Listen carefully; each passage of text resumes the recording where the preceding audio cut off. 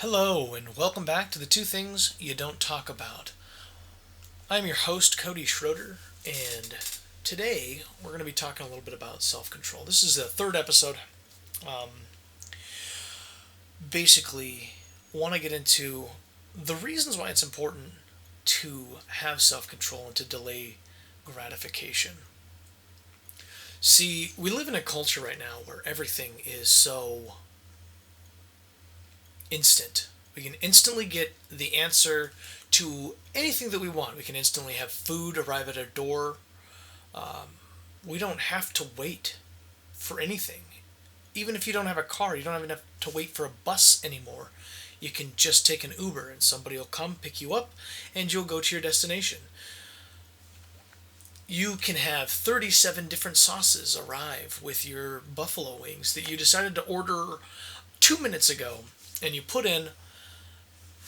tipped the guy, he made the food, got in his car, drove all the way to you, delivered it, and you can sit down, watch whatever movie you want. Don't have to go to the movie theater anymore or to the movie store. You just download it right onto your computer and watch it. You don't have to spend time going through an entire album. You can just get the 3 songs that you like, and boom, there it is. But that means that you're missing some of the good things on the musical album. A lot of the bands that I like, you buy the album and you find little gems that other people don't know or don't like or don't care about. And I think that's part of the beauty of finding an artist. And it's in those small, little moments, I think, that a lot of big decisions or character changing things happen. There have been a lot of times when I've been too busy going through my life to stop and just smell the roses. And when I got outside of myself and finally took a good look at my surroundings, I could see that what I was doing to myself wasn't good. Running on 4 hours of sleep, running through 12-hour work days, just going and going and going, becoming more haggard looking. Living for one singular purpose is myopic to a degree. Not to say that it's bad or that it puts undue strain or whatnot on your life, but that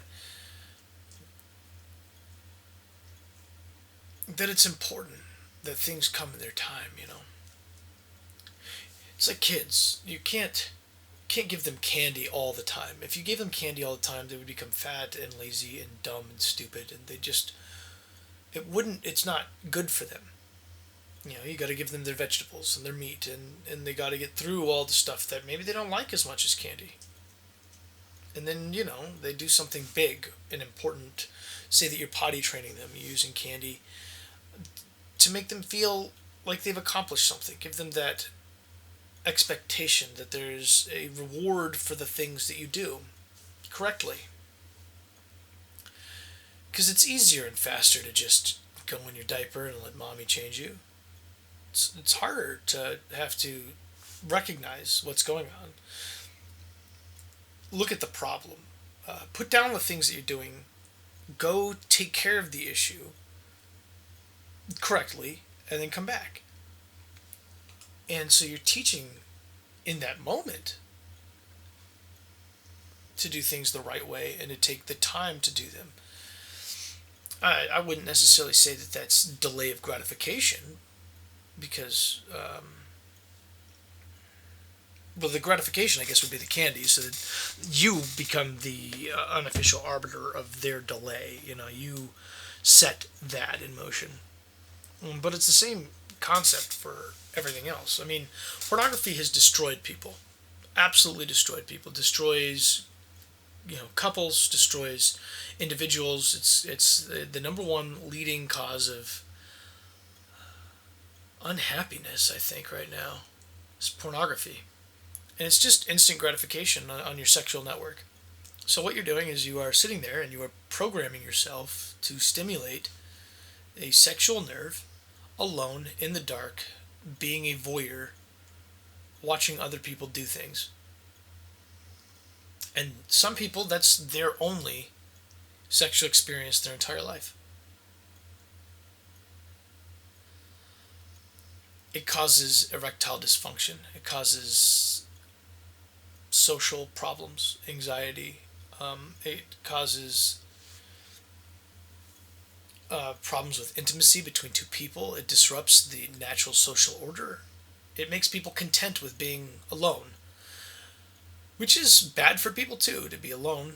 But in large quantities, obviously you want to be comfortable with being alone with yourself, but you don't want that to be the crux of your social interaction. You don't want that to be what your entire brain networks and maps its reproductive system onto.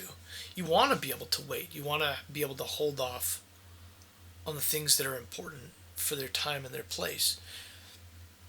Because by going in here and mapping everything out through pornography, for example, and changing your entire body chemistry and the makeup of it, and falling into this trap of dopamine and serotonin, novelty, 12 seconds here, 30 seconds here, 46 seconds here, a minute here, 2 minutes there, skipping through the video until the things that you want arrive. All you're doing is training yourself that in this instant and in this moment you can get everything that you want and you don't need other people, and you're tricking your brain into thinking that this is good for you.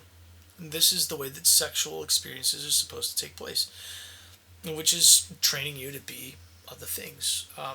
First of all, a voyeur, and then you get further and further in the novelty. I don't know very many people who started off further than just looking up the three words that they know, boobs and vagina and porn, and then they searched that in the search bar. It came up with images, and the first thing, and it blew you away. Your eyes went wide. Your heavy breathing, everything is just surging through. Your dopamine and your serotonin has been released. You just react to this animalistic, carnal desire behind your eyes, and your body reacts, and you get all of the gratification from that, and it's just captivating. You're looking, and it's just these little clicks over and over again, small little here, there, here, there, and then over the years, it gets worse.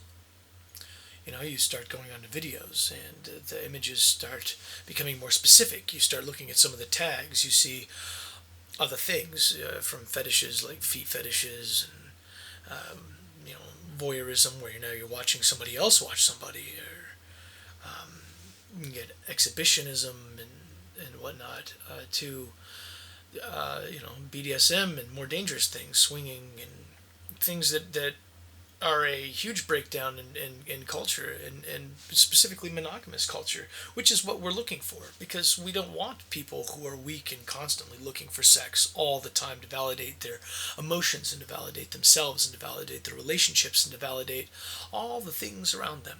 It's not good for people. In fact, they have whole studies of an I can't speak today. In epigenetics, where different parts of your genetic code go active and inactive based on the things that happen around you. And these are from like historical genetic situations that have popped up through our ancestry. Some people will call it genetic memory. Epigenetics is the study of that. Excuse me one second. Sorry, dry throat today. But so epigenetics, there's R, and then there's K, right? And so the R genetics, I'm simplifying terms here. You can look this all up, but R genetics are genetics that have been derived in an unstable family environment, and where it looks like there aren't enough mates to go around, so you're just constantly hopping in sexual relationships over and over again to try and spread your genetic seed as much as possible in order to keep your family line and your genetic material preserved. Whereas K genetics is built upon a stable family and a stable foundation where there's enough love to go around, and everything has been taken care of, appropriately by a mother and a father in this stable environment. And so you look towards more of a monogamous kind of relationship where you foster the same kind of healthy relationship, and you want to seek one partner, and you want to have multiple kids with that partner and raise them up in a healthy lifestyle. And what we have right now in culture, with the problems of delay of gratification, and with also the programming of people through the internet and through pornography and through rap videos and more graphic films, is you have people being trained for an R-type epigenetic structure where people are seeing sexual situations and displays of these unstable patterns, as well as the breakdown of the family, which has caused probably the most destruction, as well as the most sexual chaos in the last few decades. So as we're sitting here talking about all this and looking around, you can see that our genetics play a part into the situation that we found ourselves in, with broken families and with broken people.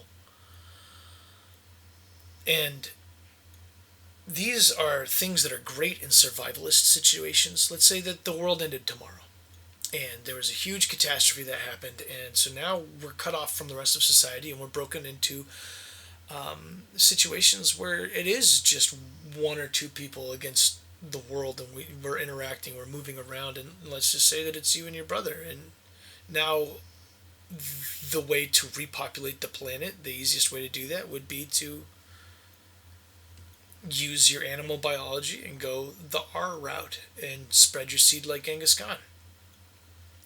Now, is it moral? Well, that depends on what we're talking about in the foundation of it. I think that looking at what is best for children and what's best for society, no, I don't think that it's moral to sleep around with other people. And I think that if you were to try to create a stable situation for people, the best thing that we could do is to look towards emulating a K-type epigenetic structure and having monogamous relationships and building stable family structures, even in a situation where your R phenotypes would take over. Or epigenetics, not phenotypes. R epigenetics would take over. But the idea that those aren't built into our genetics is incorrect. So to all the people who say, well, no, scientifically speaking, most mammals are monogamous, or were built to be monogamous, it's not true. So in that, I'll give the atheists and the scientists and whatnot and the behavioralists their due. We have both in our genetics. Now, the question of whether or not we should obey biology blindly or if we should skirt biology is another very fascinating philosophical topic. Because if we don't skirt our biology, then we are just mere animals, right? Because that's what this is. Our genetics is animal genetics. K epigenetics is the behavior of human genetics. And I'm not saying that if you've gone out and had sex with a bunch of people that you're an animal. And first of all, I am guilty of falling for the same cultural traps that most people listening or in America, I think, have fallen into, at least in the big cities. Growing up in high school, I was one of the few virgins that I knew about that was perfectly fine with talking about it anyways. I didn't care. I was like, yeah, I was a virgin. I wanted to be until I was married. Got into a relationship, got engaged, and then I was weak. And then I justified things to myself for a while, and the R genetics took over. And it was a mistake. And these are the things from my life that have led me into broken relationships and distrust and just things that I didn't have to deal with that I made harder for myself. So I'm not here to judge anybody. I'm not here to talk about how you should live your life, and you're just a bad person and you're going to hell if you don't. But I am a Christian. I do believe that there is a hell, and I do believe that adultery and fornication are sins. And the reason behind this, on a scientific level, is that it is safer for children, safer for families, and safer for societies and cultures and communities in general if you stay with one person. Well, it goes against biology. We're basically apes. Well, you should be very careful about viewing yourself as an ape and living your life according to your biology and pushing that the entirety of society lives its life simply by animal instinct. Because if you're no better than your biology, you're not able to rise above your biology, then that means that your emotions control you, right? So that makes you dangerous because you can fly off the handle at any moment. And as we have seen before, when animals do that, they rip off people's faces, bite people, and people die. I mean, they're still animals, right? That's what everyone says. Well, you got to be careful. You don't want to get a monkey because it's still an animal. It still has its animal instincts. There is even if you think that you've domesticated it, you really haven't, because it's still an animal. And they're right. And if we don't have any delay of gratification, we just want what we want when we want it, and we get it. And we do that with sex, and we do that with food, and we do that with our feelings, and we do that with whatever. And we stop listening to the parts of us that have reason and logic, and say, wait, hold on a minute, think about the consequences, let's look at things rationally. If we think that everything that we do only has positive consequences, and we just take it in the moment, we're gonna find ourselves in a really bad place with some serious problems. So, for example, these riots that had happened over the last couple of years, specifically, let's say the Ferguson riots. The very first ones with hands up, don't shoot, and then everybody was freaking out and whatnot, and they went on a rampage. And then later, when the police officer at the time, I can't remember his name right off the top of my head, yeah, Mike Brown, and I don't know. But when the police officer at the time was found to be not guilty, going over all of the evidence, and then people still rioted, I think that's more hubris than it is delay of gratification. But the first one was delay of gratification problem, because you didn't stop and listen to the evidence. You just went and did what you wanted to do, and then you made up your mind about it without looking at the evidence, and thus your hubris. You wanted something to happen and it didn't happen, so now you're gonna throw a fit about it. I would say pride, but you can have pride in work, you can have pride in your community, you can have pride in good values. But the sin of pride, the hubris, the arrogance, the my way is the right way and my thinking is the correct thinking, is a direct result of the lack of instant gratification and the making up of one's own mind. And people don't remake up their minds typically. So that's why it's important to wait. And the same thing with what happened with the Derek Chauvin and what's the guy who died with the knee, George Floyd. Yes. So George Floyd died in an interaction with Derek Chauvin, and everybody went and rioted. And they didn't wait for the courts. They didn't wait to see what the evidence was. They didn't wait to see the long-form video. They didn't wait to see what punishments were handed down. They just rioted because they wanted justice now. And so their justice now was to go out into their own cities and their own communities and burn down more black-owned businesses and the businesses that help the black people in their communities, and destroy the city for billions of dollars worth of damage. I'm not saying billions of dollars is equal to one life. Sure, we should do everything we can to preserve life. And when everybody woke up that day and saw that clip, it was horrifying. They heard what happened. The guy is begging, for his mother, is saying he can't breathe. It's just all bad, horrible, horrible, terrible stuff. making grown men cry kind of stuff. It's just awful. And then it was politicized by violence. So you took a moment where we could have unity and healing and talking, and we could really look at what was going on in the inner cities and some of these police departments and really look at what the police is meant to do, and maybe de-escalate and demilitarize the police a bit and start turning them more into community helpers. And instead, you justified the need for the militarism of the police by becoming a rampant militant force yourself. So everything that could have been good and could have reformed about that situation was instantly overturned by senseless violence. I mean, you didn't even hurt people that would feel it. You hurt the people who are already down. You hurt people in your own community. Dorn, what's his name? The police chief that died, David Dorn, was a former police chief, black man, who was defending a pawn shop or a liquor store or something that he worked at in his own community. That he lived in a black community, and he died trying to defend people and property because people were mad that another man had died unjustly. I don't think the ends justify the means. I don't think there were good ends, and I don't think there were good means in that situation. And all of that is because we decided to act like animals.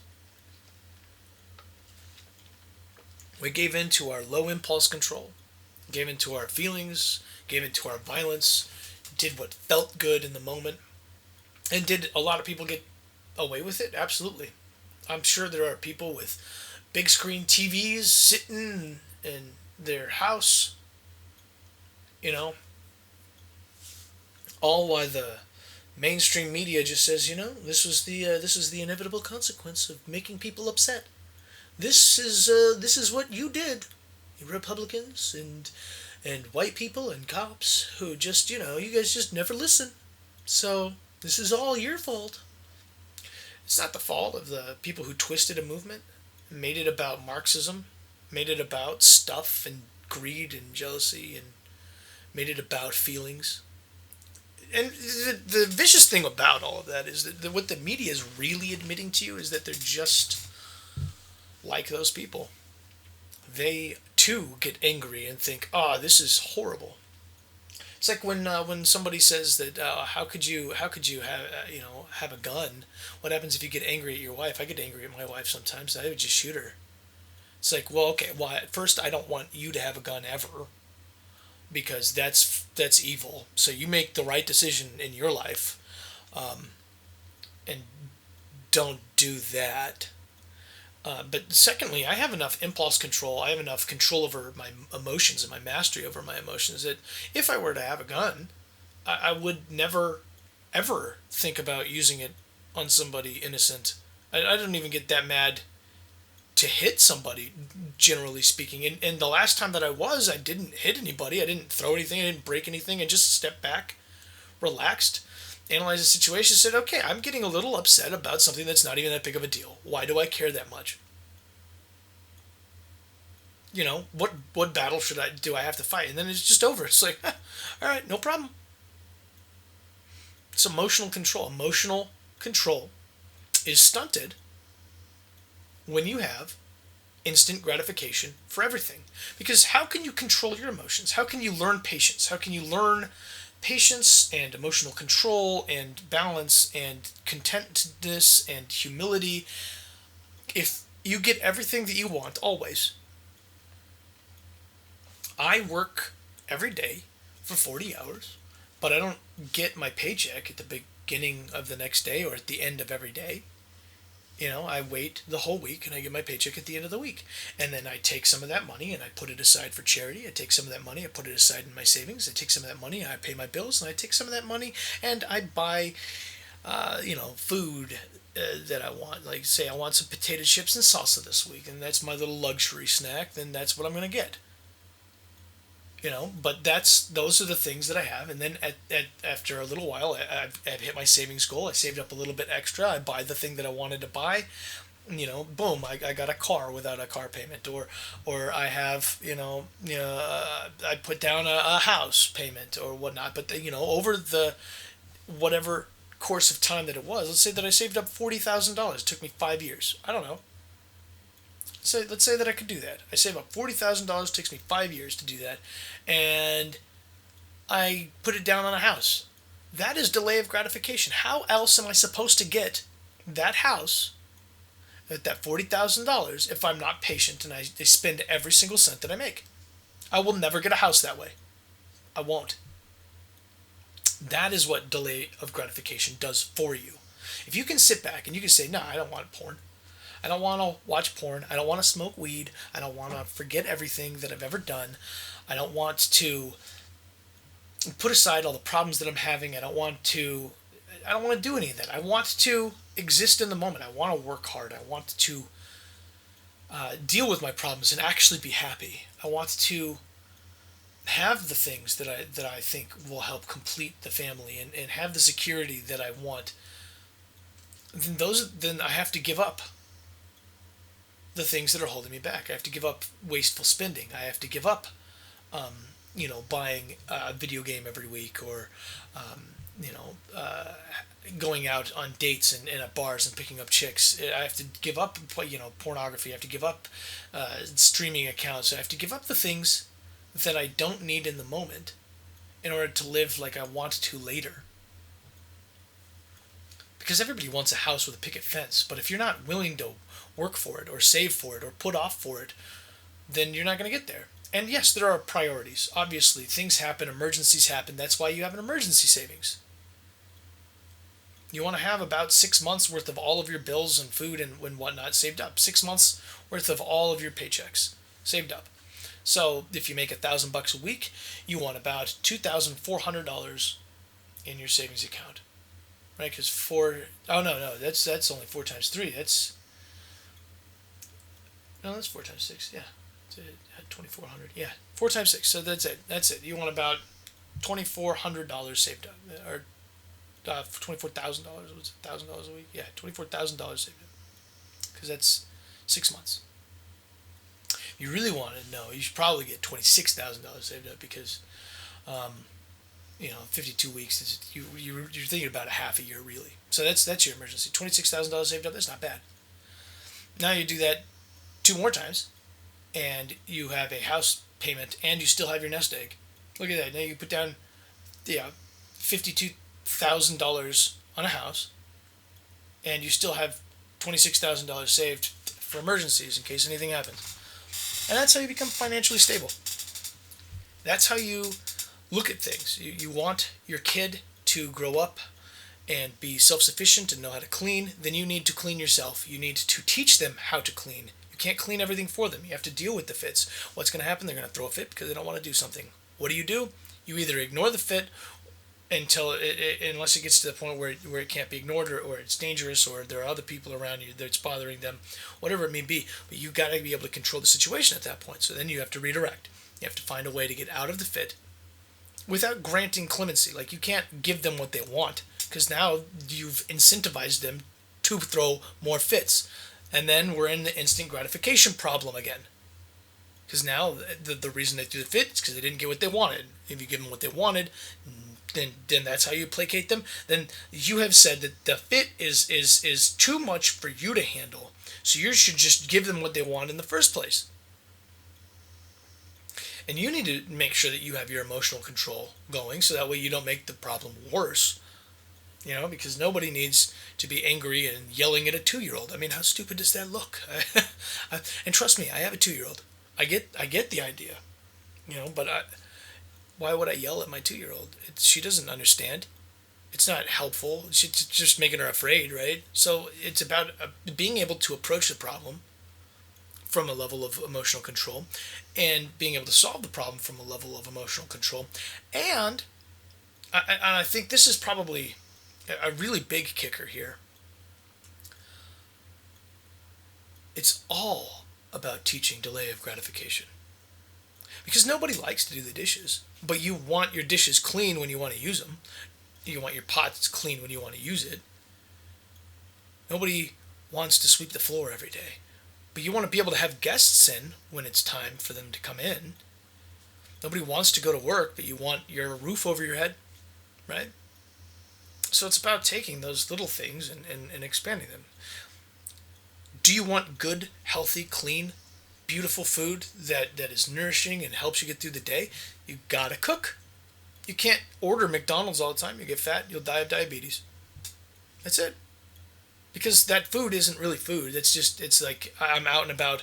I need something now. It's going to be a quick pick me up. It's just sugar. Just sugar. You might as well have just gone to Fry's and bought a bag of candy. Well, it's got more protein than a bag of Twix. Fair enough. But it's not good for you, and it's all covered in sugar and grease and fried, and it's taken all those nutrients and it's converted them into more fats and more acids. And your fats will get stored in fats because you're giving them more carbohydrates. Your carbohydrates are being used. So your fat is getting stored, your carbohydrates are getting used. It's getting rid of some of the stuff. Some of it's plastic. It's not good for you. So what do? Go out and get your food that you want to. Let's say you want to make a chicken sandwich. You know how easy it is to make a chicken sandwich? I mean, you can make it fried or you can make it grilled. You can make it in your crock pot, and you just put whatever seasonings you want in there with it. It's really simple. Just take your chicken patty. You can even make it into a patty. You could crock pot your chicken with a little bit of chicken stock to keep it nice and moist. Crock pot it for about 4 hours on high. About a half cup of chicken broth in it. You say that you have 3 pounds of chicken in there. Let it cook the whole time. Take it off after 2 hours or whatever, 3 hours, whenever it's finally done cooking. Pour out the chicken stock. Shred your chicken up. Make it into a nice little patty. Put an egg in it to keep it together or whatever. You can put it in the fridge, put it in the freezer, make it into an actual patty. You can fry it, you can bread it, you can cook it like that, and now you got yourself a little patty you can make yourself as a sandwich. What did you really do as far as work? You shredded chicken and you made it into a patty with an egg.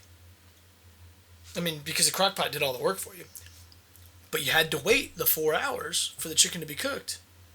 And then maybe another hour or two for the chicken to get frozen again if you're going to freeze them and then fry them or whatnot.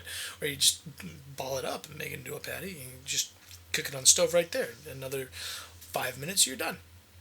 And then you put that on your thing, put your tartar sauce or whatever you want on it. If it's chicken, I'd assume probably barbecue sauce or buffalo sauce, something delicious. You put your other bun on there, boom, done.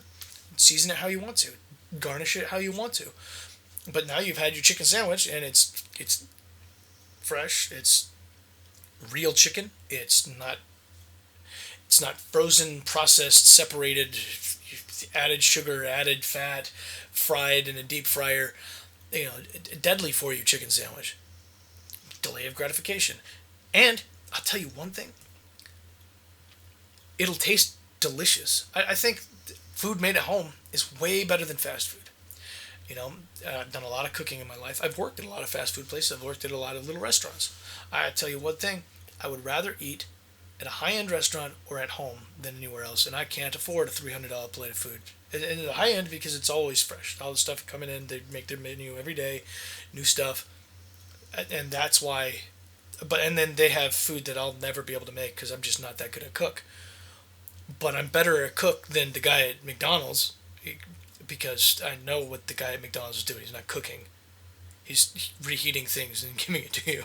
Like it's already pretty much been cooked. I can make fries at home. I can make baked potatoes. And they taste great.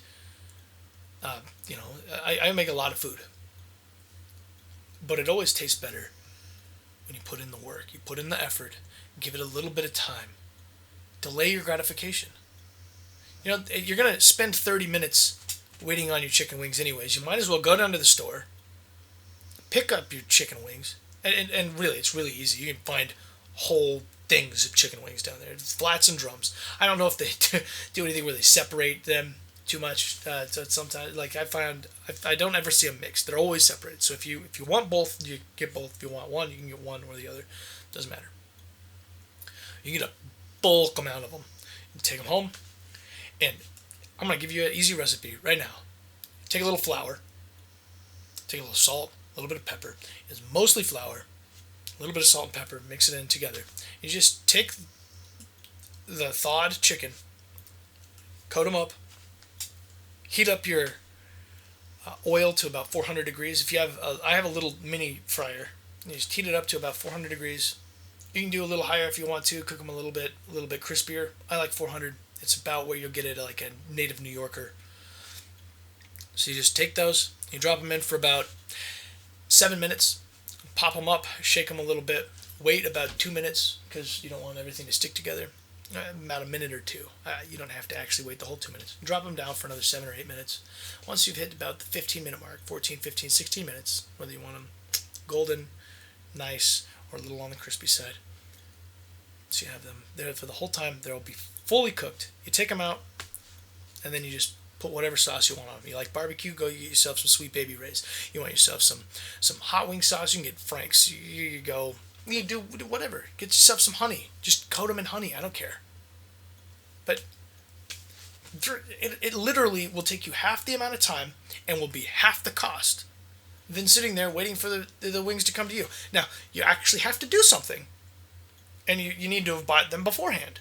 So if it's in the moment and you don't have the things that are necessary, you're going to have to go down to the store, and maybe it takes exactly the same amount of time. Maybe it takes a little bit longer.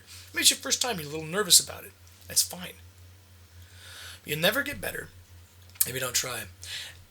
And like I said, it's better for you food, and it tastes better. And the same thing with relationships. Wait until marriage. I didn't do that with my first marriage, and it was in tatters at the end.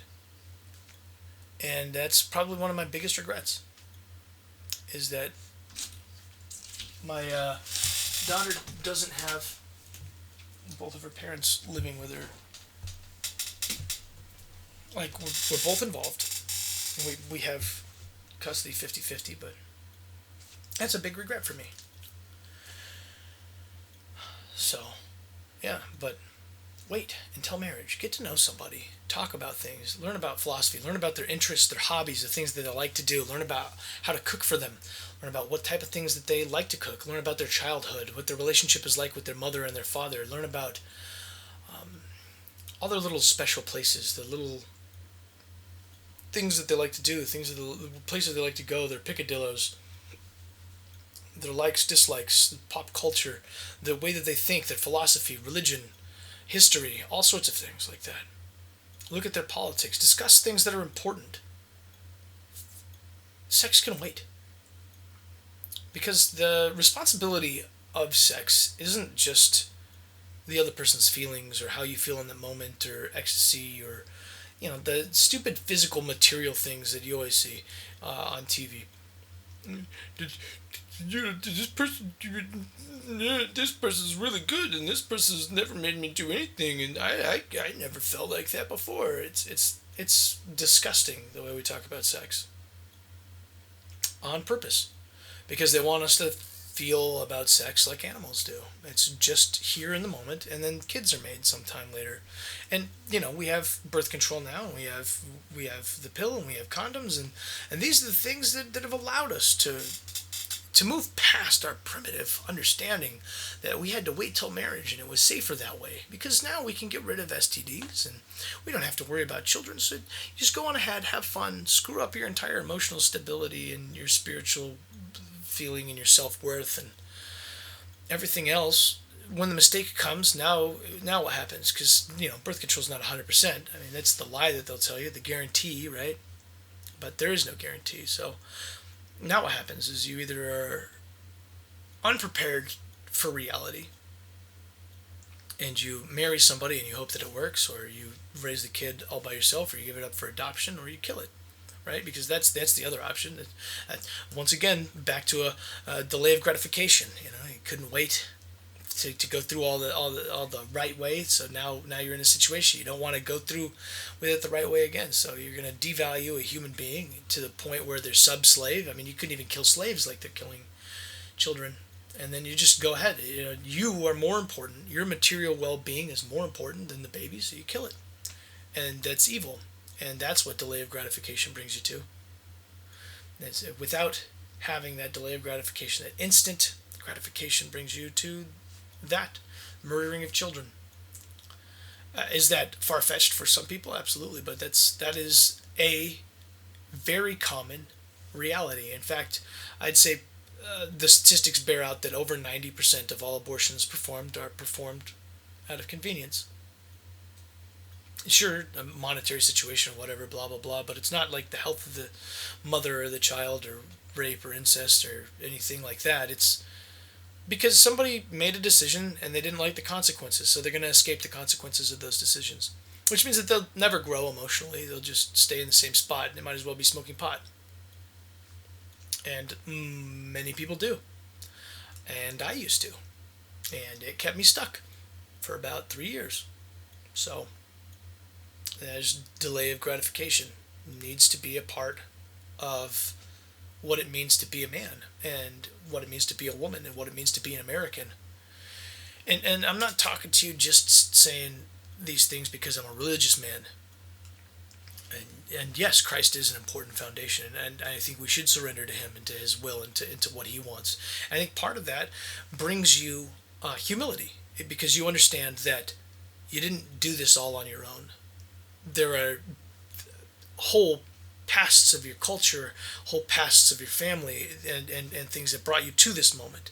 That technology and your community and to a certain extent your government and things and God himself and the environment and nature and all the turbulent forces came together to create a small nucleotide DNA structure that became you.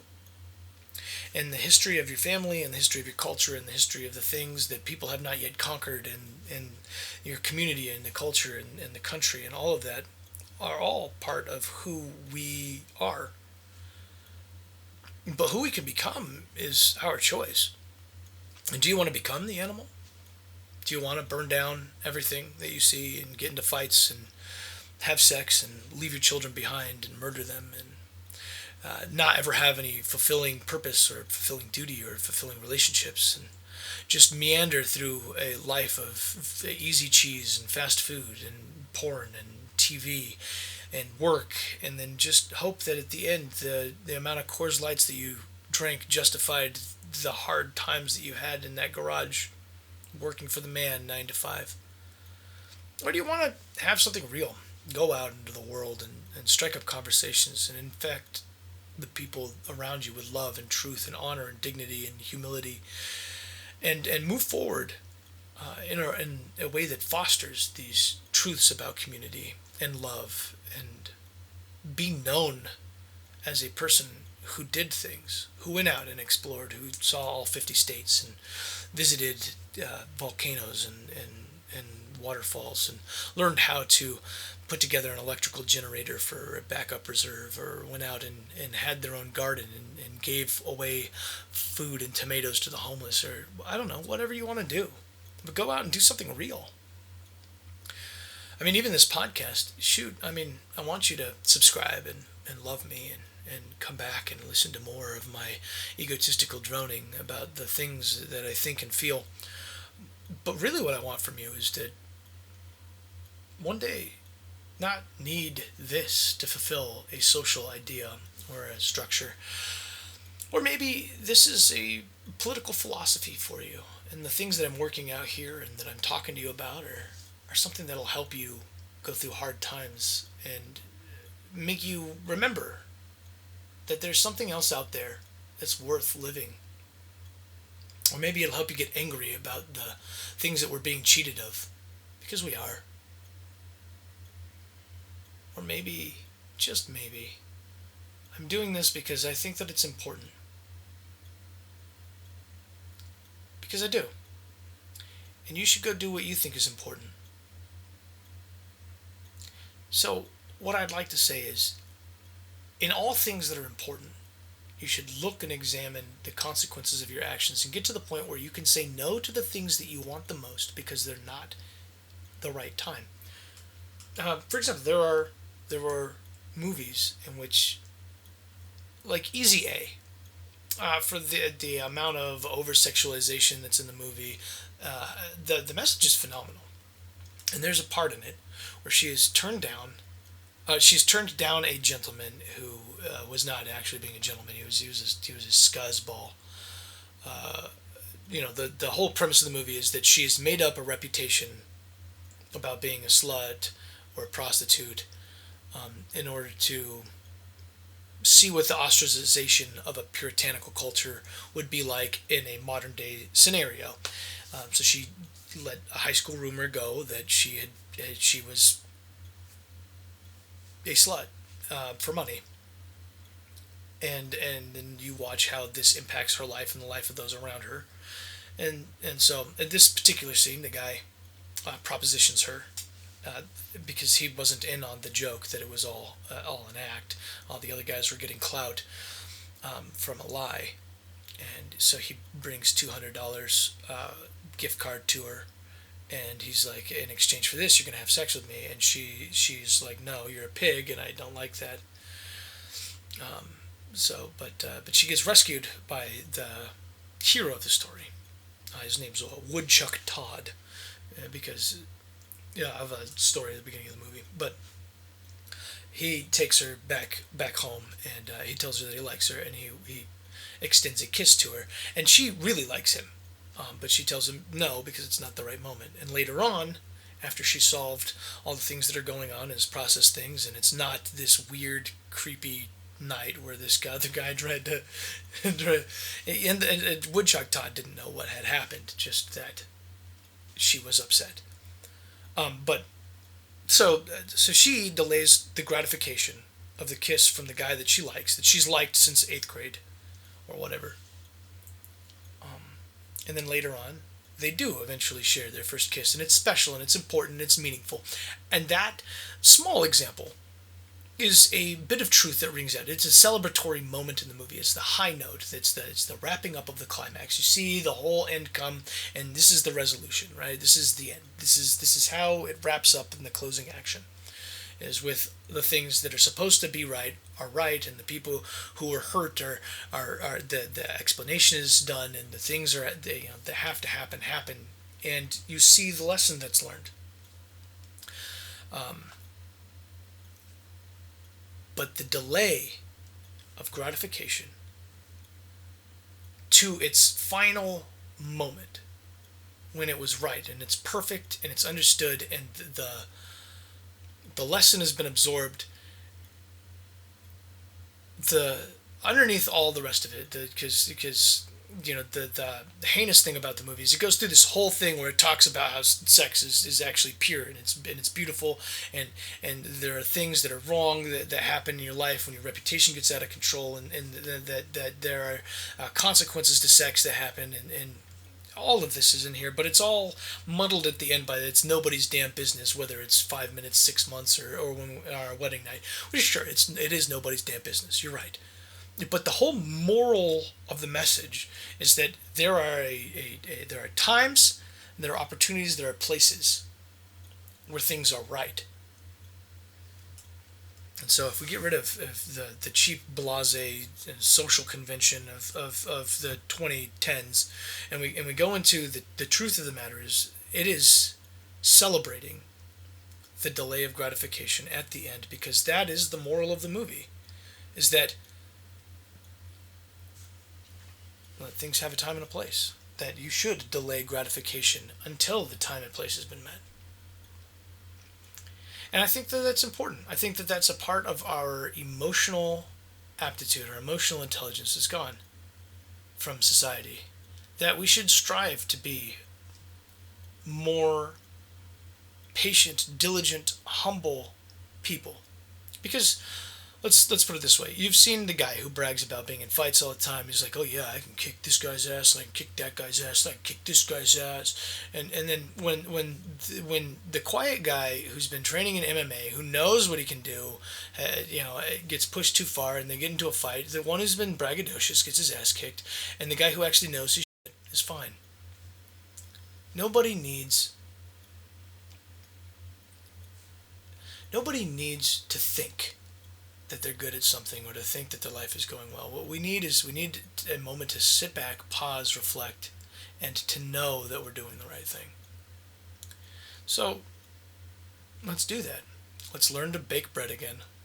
Let's learn to cook again. Let's learn to clean. Let's learn about patience. And let's learn to take care of each other. I just want to thank you all for coming back to the third episode of the Two Things That You Don't Talk About. My name is Cody Schroeder. I've been your host. It's been grand. Don't forget to like, share, subscribe, comment, do all those wonderful things. I don't know how the YouTube algorithm likes me. It doesn't really matter. I don't really care. I don't want money. I just want people who like the content to like it. And I want to get better at this. So let me know. Love you all. See y'all next time. God bless.